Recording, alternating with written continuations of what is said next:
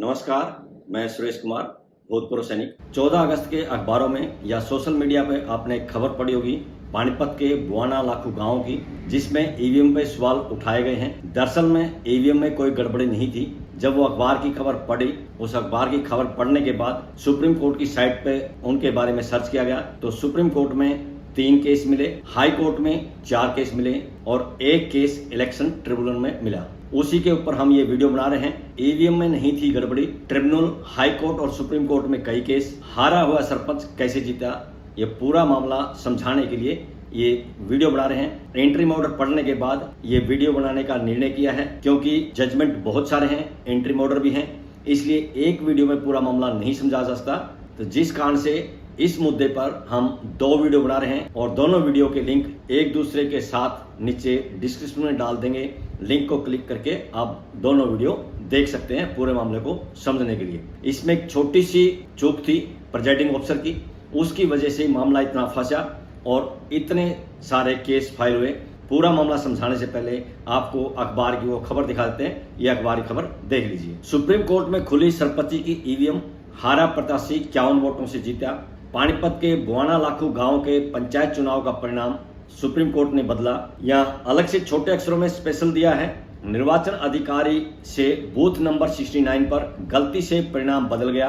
यहाँ प्रत्याशी मोहित को मिले वोट कुलदीप के खाते में जुड़ गए और कुलदीप के वोट मोहित के खाते में जुड़ गए। सभी बूथों के योग के आधार पर कुलदीप को विजयी घोषित कर दिया और कुलदीप को विजेता का प्रमाण पत्र भी दिया गया। गलती पकड़ में आने पर रिजल्ट को बदलते हुए मोहित को विजेता घोषित कर दिया, लेकिन कुलदीप ने हार मानने से इनकार कर दिया। अखबार की इस खबर को आधार बनाकर बहुत से लोग ईवीएम पर सवाल उठा रहे हैं, जबकि इस खबर के अनुसार ईवीएम पर कोई सवाल नहीं उठाया गया है। हालांकि इस अखबार की जो हेडिंग है उससे मैं सहमत नहीं हूं, क्योंकि जो ईवीएम है वो सुप्रीम कोर्ट में नहीं खुली, बल्कि सुप्रीम कोर्ट के आदेश पर सुप्रीम कोर्ट की निगरानी में रिजल्ट द्वारा देखा गया और उसके बाद दूसरे कैंडिडेट को विजयी घोषित किया गया है। जब ये अखबार की खबर मैंने फेसबुक पर डाली तो किसी ने कमेंट भी किया था, वो कमेंट आपको दिखा देते हैं। इसमें घोषणा करने वाले की कोई गलती नहीं है। उसने तो जो परिणाम सभी बूथ से आए थे उसकी गणना के आधार पर नतीजा दिया था। उस रात मैं भी वहां था, ये सारा ड्रामा मैंने देखा था। घोषणा करने वाले प्रेजाइडिंग का प्रशासन ने बिल्कुल भी सहयोग नहीं किया। सभी उच्च अधिकारी पल्ला झाड़ गए। यदि कोई बड़ा अधिकारी एसडीएम या डीसी ईवीएम की अपने सामने गिनती करवा देता तो शायद यह नौबत नहीं आती।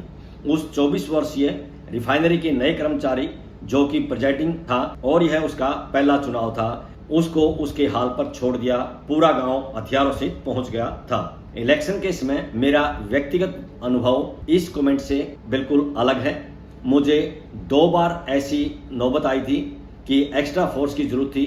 मैंने दोनों बार फोन किया और फोन करते ही 15 मिनट के अंदर पुलिस की गाड़ी भरकर पोलिंग बूथ पर पहुंच गई थी और सिचुएशन को तुरंत कंट्रोल कर लिया गया था। वैसे भी जब चुनाव ड्यूटी के दौरान सामग्री दी जाती है, उसमें एक पेज दिया जाता है जिस पर बहुत सारे नंबर होते हैं और वो सारे नंबर प्रेजाइडिंग ऑफिसर की मदद के लिए होते हैं। यहाँ पर प्रेजाइडिंग ऑफिसर ने किसी के पास फोन किया नहीं किया वो जानकारी हमें नहीं है। हाई कोर्ट के फैसले पढ़ने से पता चलता है कि मौके पर डीएसपी वहां बल दल के साथ पहुंचे थे और सभी पोलिंग पार्टी को वहां से निकाल लिया गया था सुरक्षित। कोर्ट के फैसले दिखाने से पहले थोड़ा सा इसका वर्णन कर देते हैं। पानीपत के बुआना लाखू गांव का ये मामला 2 नवंबर 2022 का चुनाव था।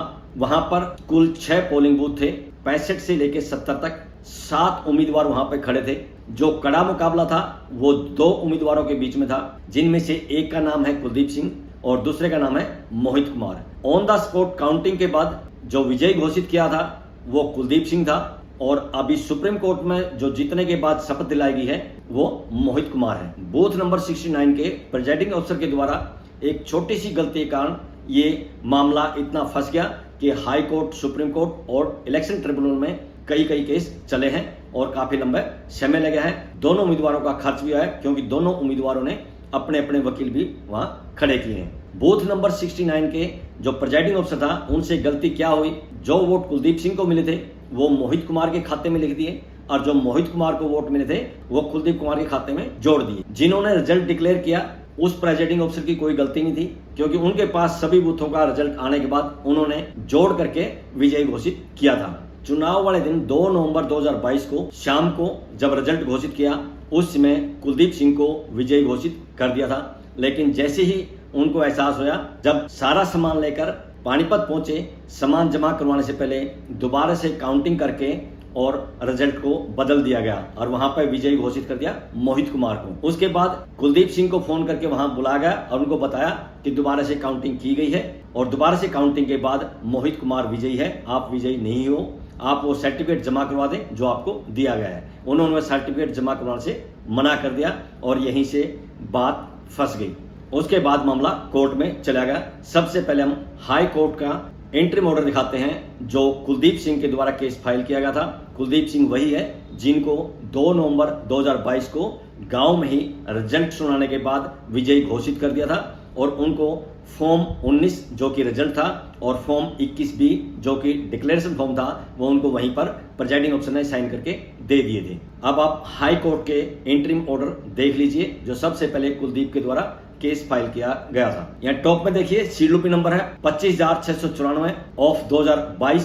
ये कुलदीप सिंह के द्वारा फाइल किया गया था। याचिकाकर्ता का ग्रीवेंसीज है ग्राम पंचायत चुनाव बुआना लाखू में फॉर्म 19 और फॉर्म 21B 2/11/2022 को उनको दे दिया गया था, जिसको यहाँ एज ए एनेक्सर P1 लगा है और एज ए एनेक्सर P2 लगा है। फिर भी उनके एब्सेंस में यानी कि कुलदीप सिंह के एब्सेंस में फॉर्म 21B रिस्पोंडेंट नंबर 5 यानी कि मोहित कुमार को दे दिया गया है, जिसको एज ए एनेक्सर P3 लगा है। यहाँ कोर्ट ने नोटिस जारी कर दिया था। इलेक्शन कमीशन के वकील ने नोटिस को स्वीकार कर लिया था। इंस्ट्रक्शंस लेने के लिए टाइम मांगा था, जिस कारण से इसकी अगली सुनवाई रखी थी 29/11/2022 को। तब तक हाई कोर्ट ने डायरेक्शन दे दिए थे रिस्पोंडेंट को बुआना लाखू के बारे में कोई भी नोटिफिकेशन जारी ना करें और ये डबल बेंच का इंट्रीम ऑर्डर है। नीचे यहाँ इंट्रीम ऑर्डर की डेट देखेंगे 11/11/2022। ये हाई कोर्ट के पहले इंट्रीम आदेश थे। अब आपको इस केस का फैसला दिखा देते हैं। ये फैसले का पहला पेज देख लीजिए। ये टॉप में देखिए सीडब्ल्यूपी नंबर 25,694 साल 2022। इसको रिजर्व कर दिया गया था 6 फरवरी 2024 को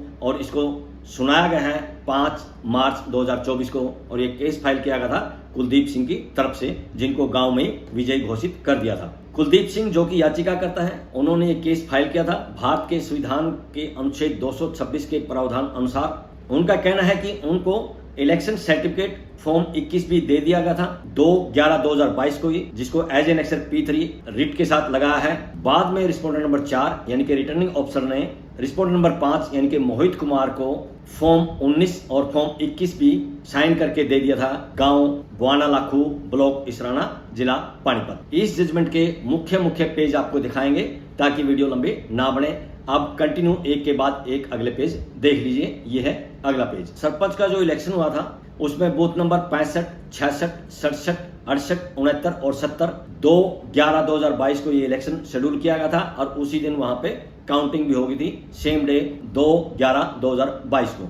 इस केस के अंदर जो पेटिशनर है यानी कि कुलदीप सिंह, उसको 1117 वोट मिले थे 3767 में से, जिसके बाद उसको विजेता घोषित कर दिया गया था। और पेटिशनर ने क्लेम किया है कि जो रिटर्निंग ऑफिसर है उन्होंने उसको फॉर्म 19 जो कि रिजल्ट फॉर्म था वो दे दिया था एज पर रूल 70 के सब पॉइंट 1 और सब पॉइंट A के प्रावधान अनुसार, जो कि हरियाणा पंचायती राज इलेक्शन रूल्स 1994 का प्रावधान है। जो पेटिशनर है यानी कि कुलदीप सिंह, उसको हाईएस्ट वोट मिले थे उस रिजल्ट के अनुसार और उसको फॉर्म 19 भी साइन करके दे दिया था रिटर्निंग ऑफिसर ने। फॉर्म 19 वो है जिसमें रिजल्ट होता है, एज पर रूल ये दिया गया था। याचिकाकर्ता ने क्लेम किया है कि वो ग्राम पंचायत के सरपंच की पद के लिए विजेता कैंडिडेट था।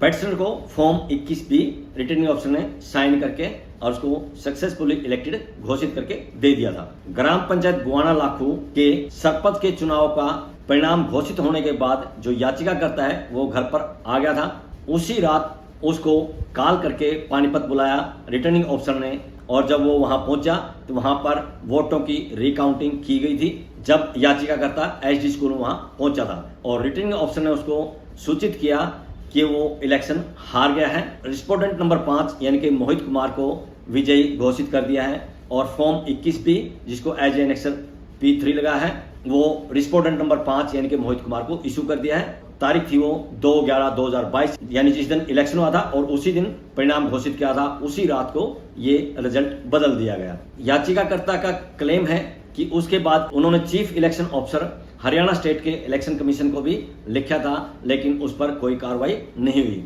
जिस कारण से ये प्रेजेंट में रिट पिटीशन हाई कोर्ट के सामने फाइल की गई है। याचिकाकर्ता केस में जिस दिन चुनाव हुआ था उसी दिन गिनती भी हो गई थी और उसी दिन रिजल्ट डिक्लेयर कर दिया था, और रिजल्ट डिक्लेयर करने के बाद जो याचिकाकर्ता है उसको बुआना लाखू गांव के सरपंच के पद के लिए फॉर्म 19 और फॉर्म 21 भी साइन करके दे दिया था। बाद में बुआना लाखू गांव के सरपंच पद के लिए रिजल्ट दोबारा से तैयार किया गया, जबकि ऐसा कोई प्रावधान नहीं था हरियाणा पंचायती राज 1994 के अनुसार। याचिकाकर्ता के वकील का कहना है रिटर्निंग ऑफिसर या प्रेजाइडिंग ऑफिसर के ज्यूरिडिक्शन में नहीं था कि एक बार रिजल्ट डिक्लेयर कर दिया तो दोबारा से उसको अल्टर नहीं कर सकते या दोबारा से रिजल्ट नहीं बना सकते। आगे उन्होंने कहा है कि रिकाउंटिंग के लिए जो रूल 69 है हरियाणा पंचायती राज इलेक्शन रूल्स 1994, जिसमें सेक्शन 69 का सब पॉइंट 6 है, एक बार रिकाउंटिंग कंप्लीट हो जाती है उसके बाद कोई एप्लीकेशन रिकाउंटिंग के लिए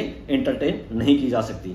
दोबारा से गिनती करवाने के लिए लिखित में एप्लीकेशन देनी होती है, लेकिन यहाँ पे ऐसी कोई लिखित में एप्लीकेशन नहीं दी गई है, ये कहना है याचिकाकर्ता के वकील का। दूसरी तरफ रिस्पोंडेंट नंबर 1 से 4 उनके वकील और उसके साथ ही रिस्पोंडेंट नंबर 5 यानी कि मोहित कुमार के वकील, जबकि इलेक्शन का रिजल्ट डिक्लेयर किया जा चुका था रिटर्निंग ऑफिसर या प्रेजाइडिंग ऑफिसर के द्वारा, फॉर्म 19 और फॉर्म 21 भी दिया जा चुका था। किसको? याचिकाकर्ता को यानी कि कुलदीप सिंह को। रिस्पोंडेंट नंबर 5 यानी कि मोहित कुमार ने उसमें कोई ऑब्जेक्शन भी नहीं किया था और सब चीज चेक करने के बाद कोई भी उसमें कमी नहीं पाई गई थी, लेकिन इसके बाद भी रिजल्ट को दोबारा से तैयार किया गया और रिस्पोंडेंट नंबर 5 यानी कि मोहित कुमार को विजयी घोषित कर दिया। ये ऐसा कहना है याचिकाकर्ता के वकील का। कोर्ट के द्वारा जो क्वेरी की गई थी उसमें यह पाया कि रिस्पोंडेंट नंबर 1 से 4 साथ में रिस्पोंडेंट नंबर 5 रिस्पोंडेंट के वकील हाई कोर्ट को ऐसा कोई प्रोविजन नहीं दिखा पाए एक्ट 1994 के तहत जिसमें यह लिखा हो कि बिना किसी लिखित एप्लीकेशन के भी दोबारा से काउंटिंग की जा सकती है, लेकिन इसके बावजूद भी उन्होंने रिजल्ट को बदल दिया था। यह ऐसा कहना है याचिकाकर्ता के वकील का। ये सब चीज देखने के बाद जो ऑफिशियल है रिस्पोंडेंट के साथ में रिस्पोंडेंट नंबर 5, शुरू में जो पेटिशनर है कुलदीप कुमार उसको सरपंच घोषित कर दिया था बुआना लाखू का, और उसको फॉर्म 19 जो कि रिजल्ट फॉर्म है और फॉर्म 21 भी जो कि डिक्लेरेशन फॉर्म है वो उसको दे दिया गया था रिटर्निंग ऑफिसर के द्वारा। सरकारी वकील मलकीत कौर के मामले में सुप्रीम कोर्ट के जजमेंट के बारे में भी जानते हैं और उसके अनुसार जो रिस्पोंडेंट नंबर 4 है वो इस तरह से दोबारा रिजल्ट रिवाइज नहीं कर सकता, जबकि कोई भी रिटर्न में रिक्वेस्ट नहीं की गई थी रिकाउंटिंग के लिए रिस्पोंडेंट नंबर 5 के द्वारा। रिस्पोंडेंट नंबर 5 यहाँ पे मोहित कुमार है जो सुप्रीम कोर्ट में जाके जिसको विजय मिली है। इन सब तथ्यों के आधार पर इस रिट पिटीशन को अलाउ कर दिया गया है।